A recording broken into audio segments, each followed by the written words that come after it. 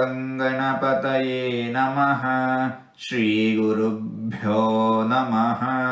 ಹರಿ ಓಂ. ನಮಸ್ಕಾರ. ಓಂ ನಿರ್ದ್ವಂದ್ವಾಯ ನಮಃ.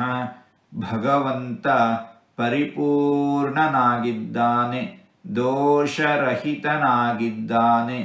ಲಾಭ ನಷ್ಟ, ಜಯ ಸೋಲು, ಹುಟ್ಟು ಸಾವು, ಸುಖ ದುಃಖ ಇತ್ಯಾದಿಗಳು ಭಗವಂತನಿಗೆ ಇಲ್ಲ. ಹೀಗಾಗಿ ಇಂತಹ ಭಗವಂತನನ್ನು ನಿರ್ದ್ವಂದ್ವಾಯ ನಮಃ ಎಂಬುದಾಗಿ ಜ್ಞಾನಿಗಳು ಕರಿತಾ ಇದ್ದಾರೆ. ಹೀಗೆ 4 ತೊದಲು ಮಾತುಗಳನ್ನು ಆಡಿದ್ದೇನೆ. ಇದರಲ್ಲಿ ಏನಾದರೂ ತಪ್ಪುಗಳು ಇದ್ದರೆ ಆ ತಪ್ಪುಗಳನ್ನು ಬಿಟ್ಟು ಒಳ್ಳೆಯದು ಅಂತ ಏನಾದರೂ ಇದ್ದರೆ ಆ ಒಳ್ಳೆಯದನ್ನು ಮಾತ್ರ ಸ್ವೀಕರಿಸಬೇಕು ಅಂತ ಹೇಳಿ ಪ್ರಾರ್ಥನೆ. ಈ ನುಡಿಗಳನ್ನೆಲ್ಲ ಆಡಿಸಿದ ಭಗವಂತನಿಗೆ ಸರ್ವವೂ ಸಮರ್ಪಿತ. ಸರ್ವಂ ಶ್ರೀಕೃಷ್ಣಾರ್ಪಣಮಸ್ತು.